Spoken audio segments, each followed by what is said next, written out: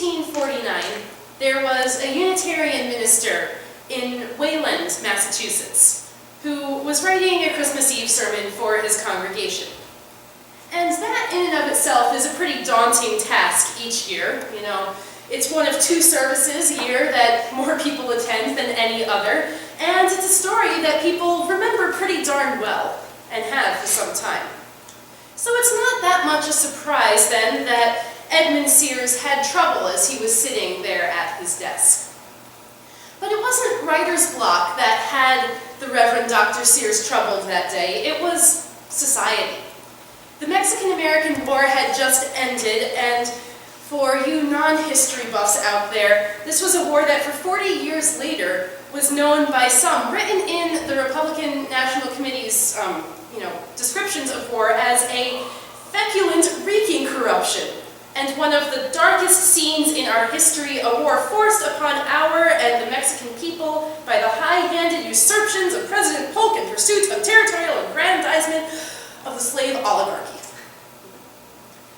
It had left many veteran soldiers in poverty, like many wars do. Additionally, the newly added territory allowed for the growth of slavery in this country, which amplified the conversations about power and slavery and race, which 10 years later would lead to the Civil War. And sometimes we might even argue those conversations still continue today, in some extent. But compounded by the poverty he saw in his own community, this pastor was having a very hard time lifting his spirit above those depressing scenes that he read in the newspaper and that surrounded him. Forget trying to find inspirational words for a Christmas Eve sermon. In his community, Dr. Sears was a force of caring in this world that really, in Wayland, they didn't seem to care too much about the hungry or the sick that were right on their doorstep. They were much more into complaining about what was going on down south or across the world or things like that. His burden for the helpless forced him to reach out to who Christ called the least of these. But as he worked on his Christmas message, trying to find something uplifting to say, it was the poverty and the helplessness of those people in the slums in his town that really gave him a hard time. How can you write about the light of the world when the world seems so very dark? As Sears struggled, he thumbed through his Bible, as he would, and he read over those Christmas stories for the umpteenth time. And this time he was taken by just a few verses from the 2nd chapter of Luke. Nearby, shepherds were living in the fields, guarding their sheep at night. The angel of the Lord stood before them, and the Lord's glory shone all around them, and they were terrified. We often ignore, or at least forget, that fear is a large part of the Christmas story. And fairly so, it's because we've already jumped to the good part, the God with us part, the for God so loved the world part, and so on. We know the story, we know the ending, we know the celebrations. But let's focus on that fear for a minute, shall we? It seems to me that we often fear what we don't understand, right? We fear something if we don't know the ending, if we're worried, if we're put off balance in some way. And the Christmas story, as beautiful and as exciting as it is, at the very least, puts us off balance. God coming down to be with us in this world is a reversal of all the world's standards and values. God wasn't attracted to the same things we are, to wealth or power or security or even housing, for goodness sake. He was born in a stable outside among the animals. God spent his entire earthly life with the poor, the hungry, the downtrodden. When we talk about the hills of Galilee, we're talking sort of about, you can almost say like rural Appalachia, sort of the hills. That's what we're talking about here. Even, he spent most of his ministry in Galilee, not Jerusalem. In Appalachia, not the cities. Now, There's security in not being poor. There's stability in having some power over your life. I'm not going to pretend that there's not, or that there's not something reassuring about that, some semblance of good in the things that the world is drawn to. So today, let's not make value judgments saying that the poor are good and the rich are bad, or vice versa. Let's focus instead on the fact that Jesus was born. The way he was born, the life he lived, the messages he preached, to the extent to which Jesus went to make his message heard, all said, that's nice, but I'm not interested in that kind of power. I'm not interested in that kind of money. I'm here to show you that you don't need those things to know me. I can be anywhere. I can be anywhere. With the rich and with the poor, all people have value. Last night, David and I were practicing our weekly Saturday night spiritual discipline, which is also known as listening to Prairie Home Companion.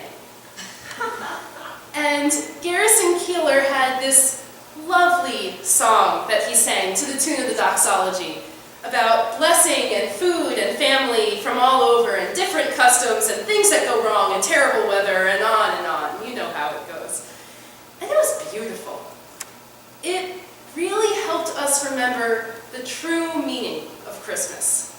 That even when things are going wrong or you're not exactly sure what's going on and nothing's the way we want it to be, God shows up. That even when things aren't in our control, God says, I never really cared one way or the other anyway. I'm still here. Our conversation after that last night made me see the Magnificat, Mary's song from this morning, in a whole new way. Sure, often we read this morning's Bible passage and we think about the political ramifications of bringing down the mighty and scattering the proud and sending the rich away empty.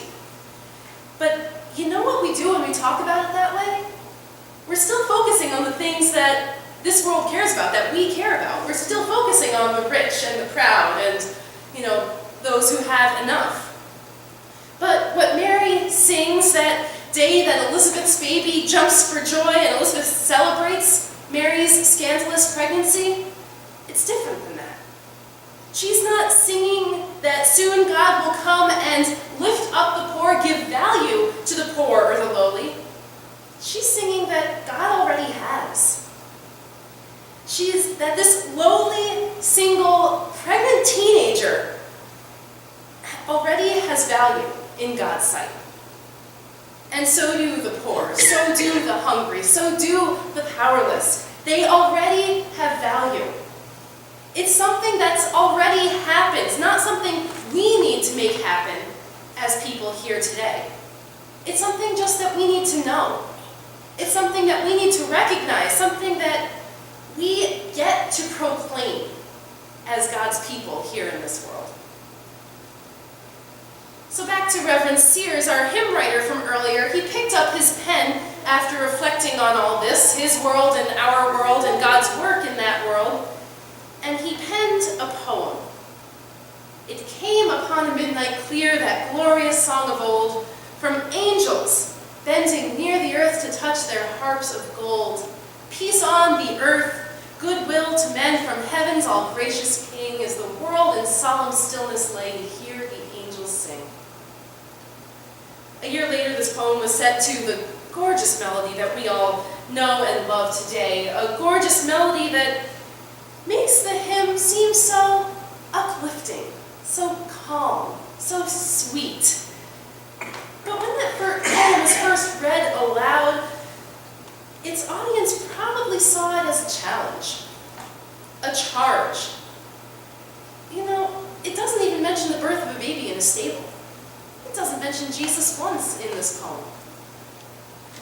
But while Reverend Sears wanted to celebrate Christmas with his congregation, he also wanted them to reach out to the poor, to notice the problems around them, and to consider what they could do as people there, and then to reflect Christ in their lives. Not so that the poor would become people of worth. They already were were. God took care of that years ago. But so we could treat those same people in society that God doesn't care, or that society doesn't care about, as people of value. Because God already has. God didn't come just so we could sit around a warm fire roasting chestnuts and opening presents. God came into the world to change our values, to change our priorities. God came into the world to show us how deeply we are loved and to call us to love each other in that same way. You know, nowhere in this message, this charge to care for each other, it's no more obvious to me than in a stanza that is deleted from our hymnal. It's deleted from almost every hymnal I've ever seen after about 1850. And I'm not exactly sure why, because I think it's my favorite stanza too. But in this stanza, he says, the hymn sings, "But with the woes of sin and strife the world has suffered long. Beneath the angel's strain has trod 2,000 years of wrong. And man at war with man hears not the love song which they bring. Oh, hush the noise, ye men of strife, and hear the angels sing."